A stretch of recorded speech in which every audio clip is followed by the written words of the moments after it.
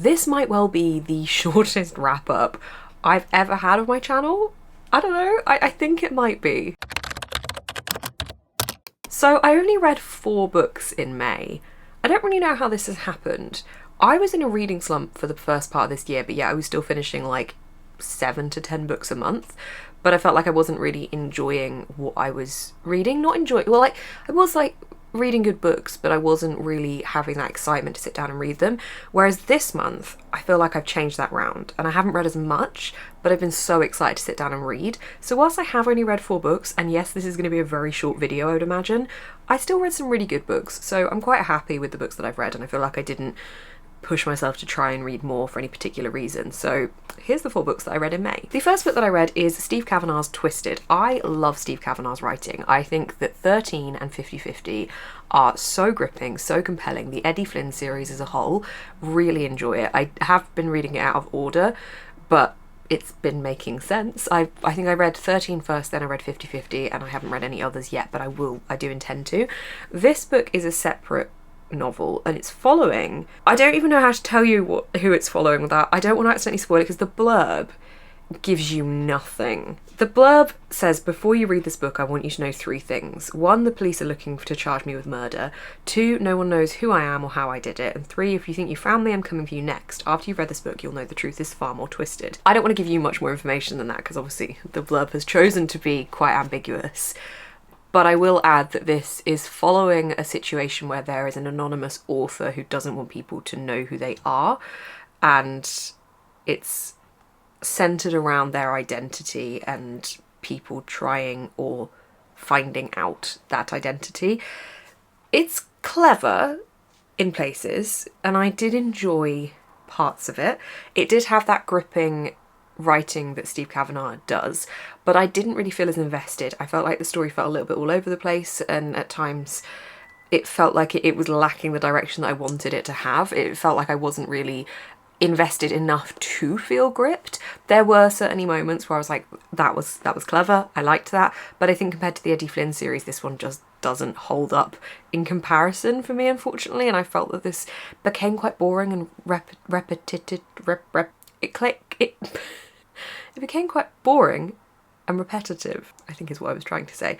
So I gave it 3.5 stars, which it was still good, but it just didn't win me over in the same way that Steve Kavanagh's other writing has done. Then I read Spoonbenders by Daryl Gregory. This was so good. This is following an American family who all have different psychic abilities and how they use these abilities, or different powers, really. They can all do different things, and they, as children, the kids in the family as children were kind of broadcast on TV and shown to the world as what they could do, whereas now they're adults and their dad is a lot older and they're just trying to live their normal life, but they all have these powers. It's got a kind of wholesome heroes vibe to it, on a much smaller scale, but also the question mark of what happens when people know you have these powers and want to use them as well, and who would want to use these kind of powers. I just got interrupted by a phone call about my mortgage, which is just too much adulting for me today. So anyway, I don't even know what I was saying about this. What was I saying? This is like a very wholesome heroes type thing with all the different abilities and the way that it's kind of contributing to the world, and one of the main characters has the ability to be able to see into the future and is clearly having a bit of an issue about what they're seeing that it's happening in the future, but we as the audience don't really know what that is, and neither do the other people, and it's really well done, and it was really fun, and it was funny, and it was entertaining, and it just gave me everything I wanted it to give me. I was recommended this by a bookseller in Mr. B's for part of my cover to cover. I'm so tired this week that I don't think my brain is producing words properly. I read this for my cover to cover series where I visited Mr. B's. If you would like to see more thoughts from this, and also my whole process visiting Mr. B's, a little tour of the bookshop and other books that I bought whilst I was there, I will leave a link up below because it was a really fun video to film. But have I said all my thoughts? I don't know where that phone call interrupted me. If you want something fun and easy and funny and a bit different and interesting in its approach to what is essentially a magic system in a contemporary world. I would highly recommend this. It was a great time. I loved the family dynamics as well. I thought the characters were really fun and they all had their own personal characteristics, and I really loved getting to know them all. This is told in split narrative perspectives, so each chapter we follow a different member of the family, so it was really nice to see them from that angle as well and kind of form my favourites and see who I was more interested to go back to. Normally I don't like when we've got too many narrative perspectives involved because I think it gets confusing, but I think actually it just helped to build it more with this book. So I gave this one 5 out of 5 stars. So it might have been a reading month where I didn't read a lot, but we already have one 5-star read. Then I read Yellowface by R.F. Kuang. I have recently gone to the talk at Hey On My Festival where R.F. Kuang was talking about Yellowface and about the writing process and about lots of other things as well. Fascinating talk. This book was so brilliant. This was very different style for R.F. Kuang. Obviously poppy war, Babel, fantasy / historical integrations, like very different to a contemporary satire novel. This is following a main character who wants to be a successful published popular author, and instead she kind of lives in the shadow of someone she went to college with who is a very successfully published author and is doing really well for themselves, until this author dies in a freak accident.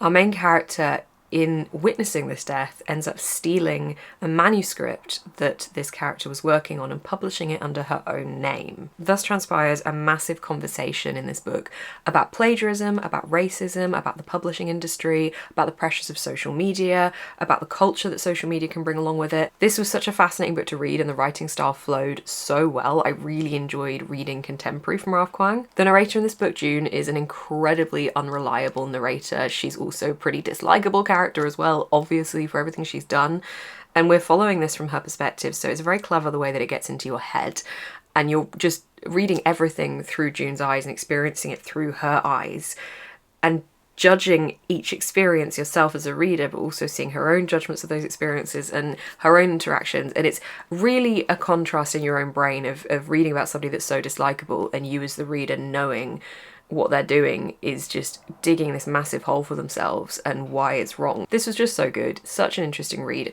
Also really interesting conversations about the publishing industry and hearing R.F. Kuang talk about that as well, and hearing R.F. Kuang talk about the satirical side of this novel and all the discussions that it has just makes it even more brilliant and so clever, and you can just see everything that's gone into this. If you have not picked this up yet, I would highly advise it. I gave it 4.5 out of 5 stars. And finally, my last read of the month, my 4th read, was Fourth Wing by Rebecca Yarros. This book is everywhere at the moment. I did a spoiler-free reading vlog for this. If you would like to check it out, I'll pop it up here.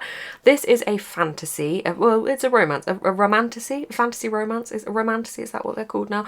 It's an enemies to lovers, slow burn, chronic illness rep fantasy, which follows our main character who has always wanted to be a scribe, and she is sent by her mum to become a dragon rider, and it's not something that she ever thought she would end up doing. It's very dangerous. It's not something that she wanted to do, but she ends up finding this strength in herself in a very different way to what she potentially thought she would, and goes on this journey to try and become this dragon rider, and in the middle of this big war and this school where they're teaching them all to become these dragon riders at the same time as having an enemies to lovers romance.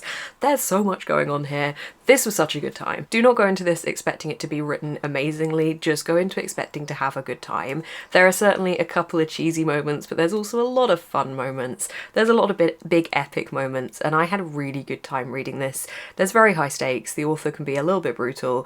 I quite enjoyed the romance, which I don't normally go for necessarily in books, but I did enjoy the romance in this, and I enjoyed the friendships a lot. I love friendships in books. Friendships can make or break books for me, and I thought that this did a really good job of the friendships that it portrayed, and just generally so many things in this. I really loved the notion of our main character being strong in other ways than just physically strong. I loved that, and the talk about her chronic illness and how she was approaching things differently because of that. There was a couple of lines that I made notes on and jotted down because I have scoliosis and hypermobility, and some of these things just really resonated with me in the way that they spoke about the pain that they experience in this book, and just generally I thought this was great. I thought it was fun, and it was an easy read, and it was what I fancied, and I gave it 5 out of 5 stars, which means this month, whilst I read whilst I read 4 books, 2 of them were 5 stars, so I feel like that's not too bad. So that was my very teeny weeny May wrap up. I hope that you enjoyed watching. Please do comment down below how many books that you read in May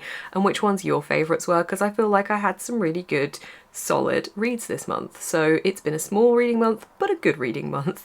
Thank you so much for watching. I will catch you in the next one.